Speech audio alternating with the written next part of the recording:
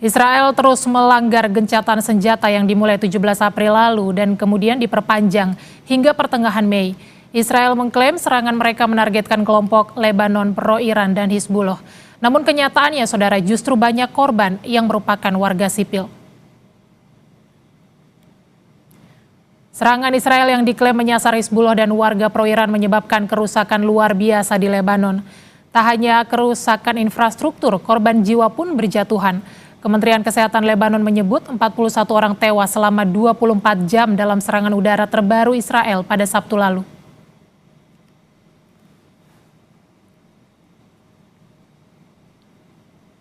Sementara itu diserang, Hizbullah tidak tinggal diam. Serangan Hizbullah menyasar tentara dan kendaraan perang Israel. Hizbullah mengklaim telah menewaskan 3 tentara Israel, sementara itu lebih dari 3.100 orang terluka.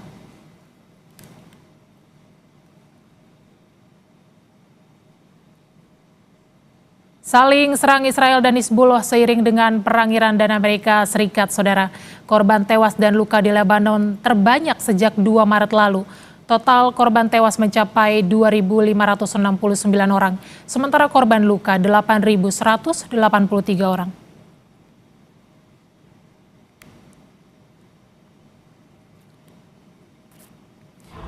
Meski gencatan senjata diberlakukan, namun militer Israel masih juga menyerang wilayah Lebanon dengan dalih menyerang Hizbullah. Tindakan Israel ini justru semakin memperkeruh usaha perdamaian di Timur Tengah. Lalu apakah perdamaian di Timur Tengah masih jauh dari kata harapan? Kita bahas bersama pengamat Timur Tengah, Hasibullah Satrawi. Selamat malam, Pak Hasibullah. Selamat malam, Mbak Dian. Ya, Pak Hasibullah, Israel masih terus menyerang Hizbullah. Mereka masih saling serang. Dan apakah Anda melihat ini menjadi penghambat negosiasi damai antara Amerika Serikat dan juga Iran? Ya, saya rasa memang Lebanon merupakan persoalan tersendiri dengan segala macam kompleksitasnya. Bahkan saya menyebutnya Lebanon itu ibarat seperti barang di atas perahu yang bergerak. Kalau diharapkan barang itu diam sementara perahunya terus bergerak, maka itu adalah hal yang mustahil. Perahu itu adalah termasuk diantaranya kondisi di Iran, kondisi di Israel, kondisi di Palestina, dan kondisi di sekitar Israel secara umum. Saya ingin mengatakan ada keterkaitan di satu sisi di antara konflik-konflik yang ada di Israel dan sekitarnya, tapi juga ada keterputusan di sisi yang lain. Walaupun terminologi terputus dan terhubung terkait dengan konflik di Timur Tengah sekarang ini seringkali digunakan secara politis oleh para pihak. Misalkan Iran, ketika Iran mengaitkan Lebanon sebagai bagian daripada wilayah gencatan senjata, maka sebenarnya itu juga mengandung dimensi politik.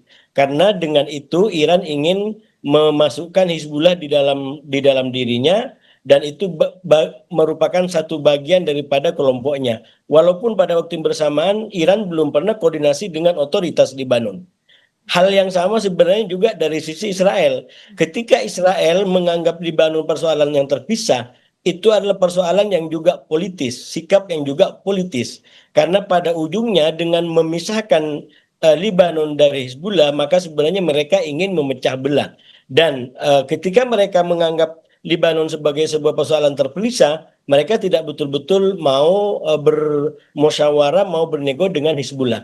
Nah, itu yang saya bilang, terma terpisah dan terputus dalam konteks konflik-konflik ini sebenarnya bermuatan politis. Sebenarnya harus ada energi untuk kemudian betul-betul memisahkan satu sama lain dalam konteks agar persoalannya selesai, tapi bukan justru dalam konteks mengaitkan satu sama lain dan membuat kabur di antara satu persoalan dengan persoalan yang lain. Begitu, Mbak Dia. Baik, ini adalah politis, tapi apakah Anda melihat situasi saat ini seberapa besar konflik ini nantinya bisa meluas ke wilayah lain eskalasinya, Pak Hasibullah? Seperti yang saya bilang tadi, kalau perahunya masih terus bergerak, yaitu konflik Iran dan Amerika, maka hampir mustahil barang di atasnya itu dibiarkan berhenti. Saya ingin mengatakan kalau konfliknya Iran, Amerika, dan Israel masih membara, hampir mustahil Lebanon akan betul-betul dipisahkan, akan betul-betul diselesaikan. Sekali lagi, minimalnya Hizbullah tidak akan pernah mau menerima logika itu. Bagi Hizbullah, selesainya persoalan Iran, selesainya persoalan Amerika, serangan Amerika terhadap Iran itu menjadi syarat itu menjadi ketentuan untuk kemudian membuat dia bisa menerima berdamai dengan Israel. Oh, artinya ini yang menentukan adalah berakhirnya perang antara Amerika Serikat dan Iran. Baru Hizbullah akan menghentikan serangan kepada Israel dan sebaliknya. Dari sisi Hizbullah kurang lebih begitu. Karena sekali lagi keterlibatan Hizbullah dalam perang ini adalah sebagai solidaritas. Karena itu ketika perang ini dimulai tanggal 28 Februari, lalu tanggal 2 Maret Hizbullah memutuskan untuk melibatkan diri dalam perang ini. Dan saat itu otoritas Lebanon sudah memberikan larangan kepada Hizbullah agar tidak terlibat. Sekali lagi Lebanon memiliki kompleksitas tersendiri terkait dengan persoalan ini, dan sejauh ini cara menyelesaikan persoalan di Lebanon menurut saya belum bersifat komprehensif, belum juga menjadi satu kesatuan di mana pada akhirnya ujung-ujung konfliknya juga terkait dengan konflik-konflik lain terutama yang terjadi di Iran. Oke, di tengah masih berlangsungnya konflik antara Amerika Serikat dan Iran, ada tidak posisi diplomasi yang bisa dilakukan internasional dalam konflik antara Israel dan juga Lebanon, Pak Hasibullah? Menurut saya dengan adanya perkembangan perang sekarang menjadi perang Hormuz, perang maritim, terutama saya menyebutnya Mbak Dian fase sekarang adalah fase yang ke-6, di mana salah satu cirinya saya melihat adalah adanya agresivitas kalau dari sisi Iran, yang itu tidak begitu kentara dalam fase-fase sebelumnya, 5 fase sebelumnya, dan juga dari sisi Amerika yang dimulai dengan hadirnya kembali retorika-retorika ancaman. Itu yang membedakan fase ke-6 dengan fase yang ke-5, yaitu pertanggal 21 April. Saya secara kategori menganggap 21 April sebagai fase yang ke-5 dalam perang ini. Salah satu cirinya adalah di fase yang ke-5, Amerika mengalami kayak semacam kekalahan diplomasi karena walaupun mereka sangat ingin datang ke Pakistan, harapannya bisa ditunggu oleh Arakji yang juga berkunjung ke sana, kenyataannya Arakji tidak menunggu utusan dari Pakistan, dari Amerika, dan pada akhirnya pertemuan itu tidak terjadi. Nah di fase yang sekarang, fase yang ke-6, saya melihat ada kayak semacam peningkatan eskalasi dari kedua sisi. Dari sisi Iran kita melihat peningkatan agresivitas yang sangat-sangat meningkat.